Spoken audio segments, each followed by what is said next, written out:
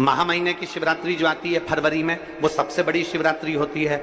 हमने कहा महाशिवरात्रि आती है तो भगवान शंकर पार्वती स्वयं आते हैं। माघ की शिवरात्रि और फाल्गुन की शिवरात्रि, ये दोनों शिवरात्रि में भव्यता के रूप में मनाई जाती है। रखो उस दिन इतनी प्रसन्नता रखो कि मेरा बाबा मेरे घर आ रहा है। 12 महीने की शिवरात्रि नहीं कर पाता और 12 महीने शंकर जी का पार्थिव लिंग का पूजन नहीं कर पाता, मात्र एक शिवरात्रि के दिन भी अगर वो पार्थिव लिंग का पूजन कर लेता है तो पूरे वर्ष की शिवरात्रि का फल उसको एक बार में ही प्राप्त। धतूरे का बहुत अच्छा क्रम है महाराज, वो केवल शिवरात्रि के दिन करने का होता है। कहते हैं जिसका व्यापार ना चले, व्यवसाय ना चल रहा हो, बहुत ज्यादा कष्ट में जीवन निकल रहा हो और बहुत ही ज्यादा तकलीफ हो रही हो, तो धतूरे को हल्दी में डुबोकर शंकर भगवान को शिवरात्रि के दिन रात को 12 बजे समर्पित करें। उस धतूरे को वापस उठा लाएं 5-10 मिनट के बाद, श्री शिवाय नमस्तुभ्यम बोलकर लाल कपड़े में उसको बांधकर व्यापार वाली जगह में कहीं पर भी उसको बांध दिया जाए। व्यापार पीछे नहीं हटता, व्यापार अग्रण्य भाव में बढ़ता चले जाता है।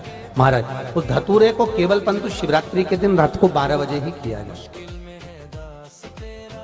हल्दी में डुबोना पड़ता है।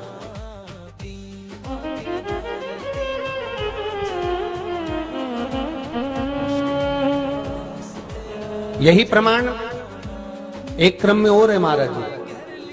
लिंग पुराण कहती है, मान लो किसी व्यक्ति को कोई एक भारी बीमारी हो गई, बड़ा रोग हो गया और वो रोग डॉक्टर कह रहा है कि ये ठीक नहीं होना है, बहुत तकलीफ उसमें है और कष्ट ही कष्ट है, वो ठीक नहीं हो रहा, दवाइयां लग रही, गोलियां खा रहे हैं। तो महाराज उसका भी वर्णन है। 7 धतूरे, कितने धतूरे लेना है? 7 धतूरे। कोई सी भी शिवरात्रि से मतलब महीने में एक बार शिवरात्रि आती है, प्रत्येक महीने आती है।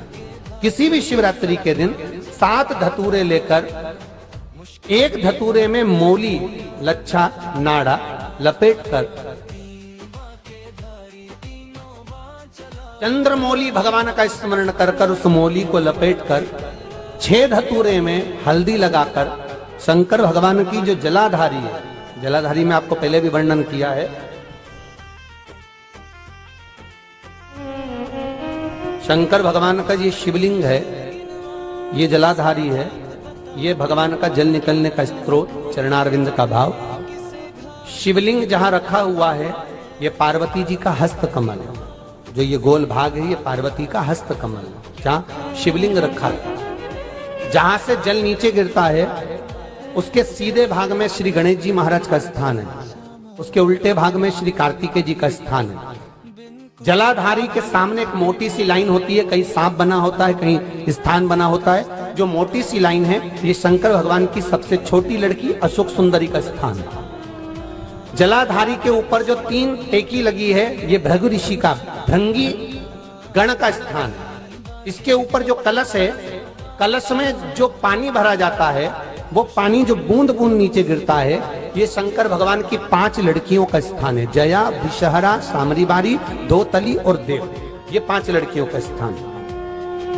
शंकर भगवान का संपूर्ण परिवार शिवलिंग के सामने से, जहां से जल चालू होता है गिरने के लिए नीचे की ओर जब जल जाता है, उस स्थान पर भगवान शंकर के सारे गणों का स्थान है। फिर जब जल बहकर सामने की ओर जाता है, जितनी दूर तक जल जाता है उतनी दूर तक भगवान शंकर के उस जल भाग को ग्रहण करने के लिए 33 कोटि देवताओं का स्थान है।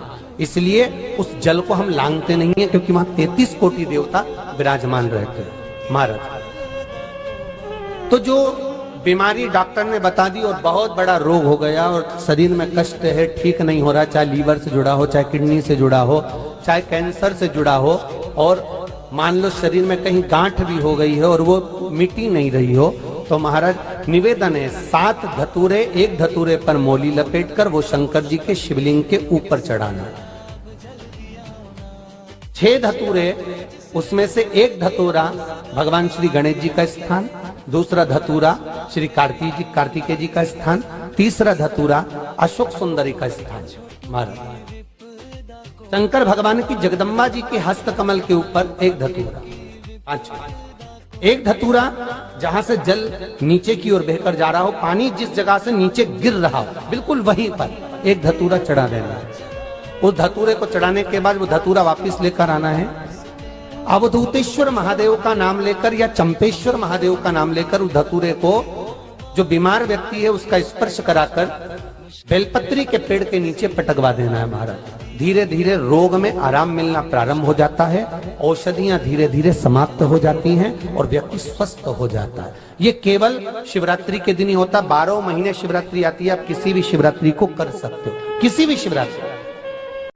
शिवरात्रि के दिन बड़ी शिवरात्रि होती है, माघ महीने के अंतर्गत जो आती है। मात्र एक बेर महाशिवरात्रि के दिन समर्पित किया जाता है। क्यों करते हैं?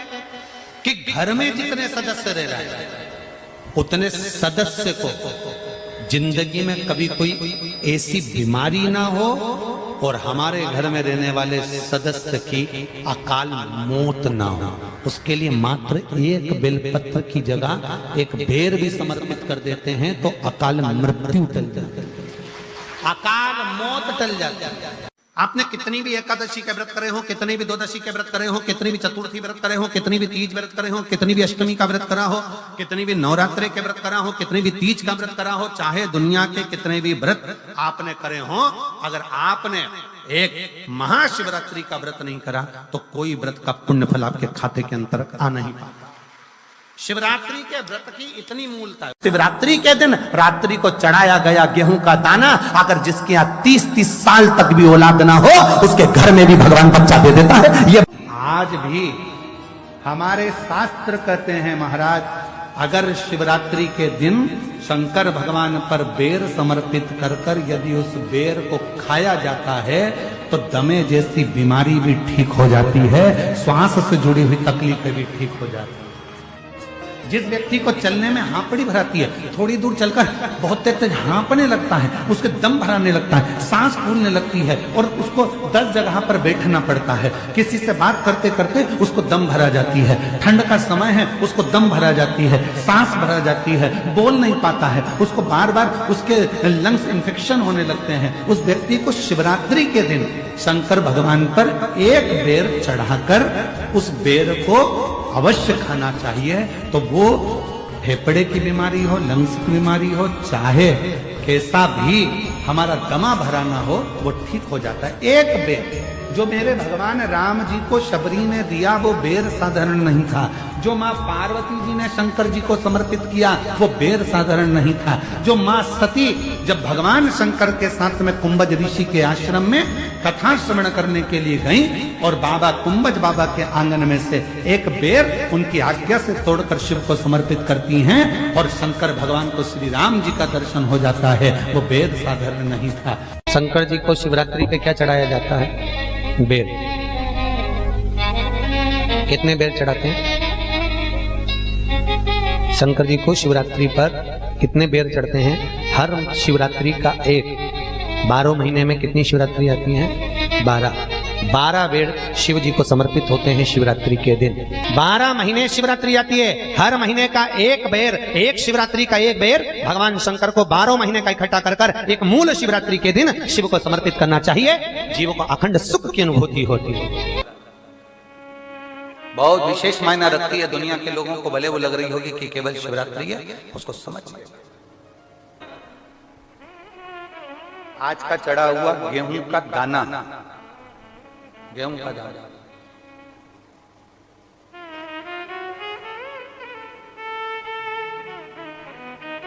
जिसका मकान नहीं बन रहा, प्लाट नहीं है, खुद का मकान नहीं है, खुद की जमीन नहीं है, खुद का फ्लैट नहीं है, खुद का कोई साधन नहीं है, बहुत संघर्ष की जिंदगी जी रहा है और चाहता है कि मुझे कुछ मिले। आज के दिन शंकर भगवान पर चढ़ी हुई बाली, बाली जानते हो, गेहूं के दाने की बाली होती है, गेहूं के दाने की बाली।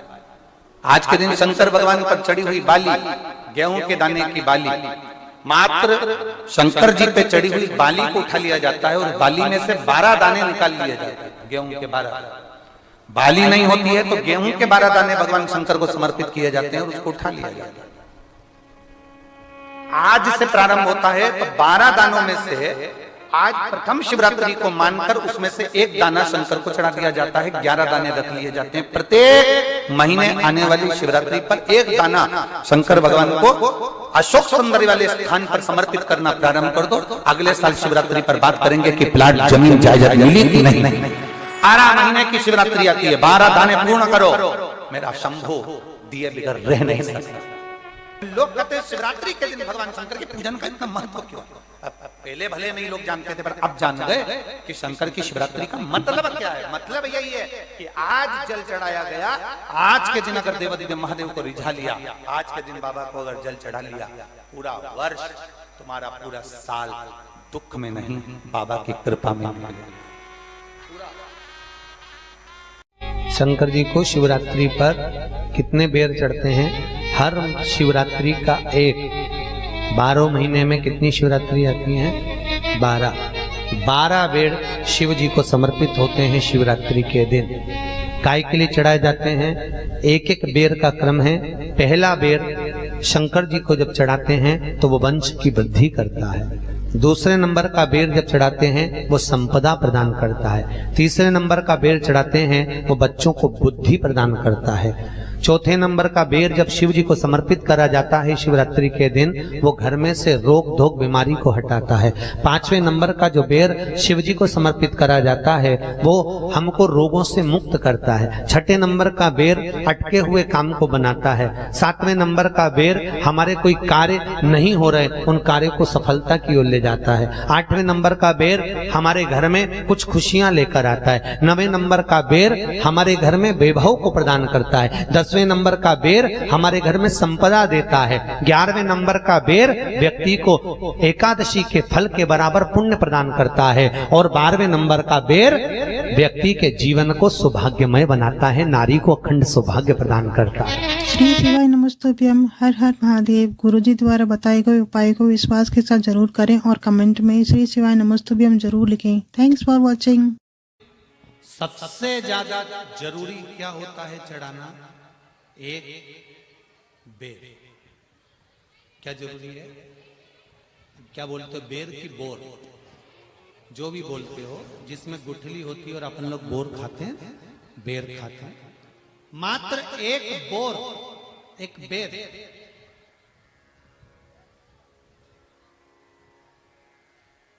महाशिवरात्रि के दिन समर्पित किया जाता है। क्यों करते हैं? कि घर में जितने सदस्य रह रहे हैं उतने सदस्य को जिंदगी में कभी कोई ऐसी बीमारी ना हो और हमारे घर में रहने वाले सदस्य की अकाल मौत ना हो। उसके लिए मात्र एक बेलपत्र की जगह एक बेर भी समर्पित कर देते हैं तो अकाल मृत्यु टल जाती है, अकाल मौत टल जाती है।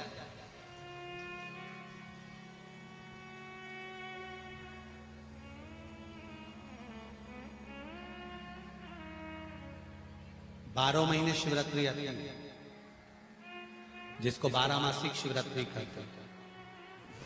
हम कई लोगों से कहते हैं अगर जिंदगी में ज्यादा नियम नहीं ले सकते तो एक नियम ले लो, और उसका फल क्या होता है ये मात्र 3 महीने की शिवरात्रि कर देखिए। केवल 3 महीने की शिवरात्रि, ज्यादा कुछ नहीं कर सकते। हर महीने शिवरात्रि आती है। प्रत्येक शिवरात्रि के दिन 3 जगह पर दिया लगाना प्रारंभ करते हैं। पहला बेलपत्री के वृक्ष के नीचे,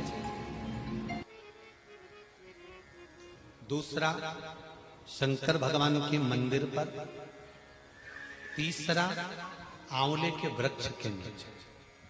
केवल ये 3 जगह पर दिया लगाना चालू कर दो। कौन से दिन?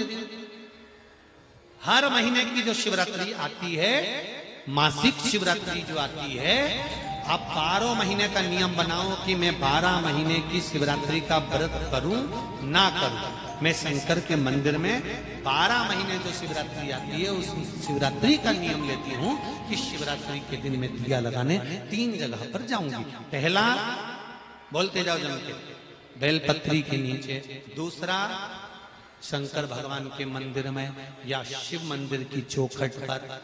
तीसरा, आंवले के वृक्ष के नीचे।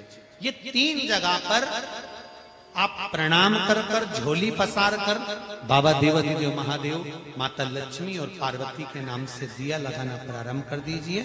3 महीने की शिवरात्रि पूरी हो, ये निश्चित है अगला पत्र आपका इस जगह पर मिलेगा कि बाबा ने मेरा ये कार्य किया।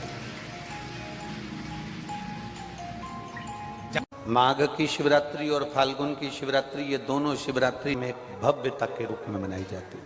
दुनिया के लोग कहते हैं कि शिवरात्रि के दिन भगवान शंकर की पार्वती जी के साथ शादी हुई, ये दुनिया के लोग कहते हैं। पर यदि जिसने शिव पुराण की कथा अगर अच्छे से सुनी हो और पढ़ी हो, तो शिव जी की शादी की जो तारीख है वो ये नहीं है। हमने पहले भी उसका वर्णन किया। भगवान देवाधिदेव महादेव के विवाह की जो तारीख है वो बैसाख शुक्ल पंचमी, शुक्ल पक्ष के बैसाख के महीने में जो पंचमी पड़ती है, उस दिन भगवान शंकर और पार्वती जी का विवाह हुआ। ये जो शिवरात्रि है, ये विवाह की रात्रि नहीं है। ये शिवरात्रि ब्रह्मा और भगवान विष्णु ने भगवान शंकर को पहचानने के लिए पृथ्वी पर भगवान शंकर के प्रथम शिवलिंग को प्रकट करा था। तो ये शंकर जी के जन्म की शिवरात्रि है, प्रागट्य की शिवरात्रि, शिव जी के प्रागट्य की शिवरात्रि। ये शिवरात्रि जो आएगी, माघ की शिवरात्रि, जो मूल शिवरात्रि होती है, जिस दिन शिवरात्रि के दिन भगवान ब्रह्मदेव और भगवान नारायण ने भगवान शंकर को एक पर्वत को घुमाकर उनके लिंग की आकृति, उनका स्वरूप प्रकट किया, उनका स्वरूप प्रकट किया, उनका जन्म। आपसे कोई पूछे कि शंकर जी का जन्म कब हुआ था, बिल्कुल बेझटक कह सकते हो, शिवरात्रि के दिन, हैप्पी बर्थडे ने टू यू। उसमें तुम्हें सोचना नहीं है। भ्रम फैलाने वाले बहुत भ्रम फैलाते हैं। आपसे कोई पूछे तारा बाबा जी का जन्म कब हुआ, तो आप कह सकते हो शिवरात्रि के दिन हुआ। और आज इस व्यासपीठ से एक बात और कहना चाहेंगे, जिसको अपने जन्म की तारीख ना मालूम हो, जिसको अपने जन्म दिन ना मालूम हो, वो आप नियम बना लो कि आपका जन्मदिन भी शिवरात्रि के दिन ही हुआ है, पक्का। जब परब्रह्म परमेश्वर स्वयं देवाधिदेव महादेव शिवरात्रि के दिन प्रकट हो जाता है, उसका शिवलिंग, उसकी आकृति प्रकट हो जाती है। और ब्रह्मा जी ऊपर जाकर मालूम करते हैं, आकाश में बढ़ते जाते हैं, तो भी उनको शंकर भगवान के शिवलिंग का छोर नहीं मिलता। भगवान नारायण नीचे की ओर बढ़ते चले जाते हैं, पाताल की ओर, और उनके चरण नहीं मिलते, तब हार जाते हैं कि शंकर को पहचानना कठिन है। शिव को पहचानना, शिव को जानना कठिन है, बहुत कठिन। जैसे शंकर को पहचानना कठिन है, जैसे शिव को पहचानना कठिन है, उसी तरह कोई संत को, कोई गुरु को, कोई सतगुरु को पहचानना कठिन।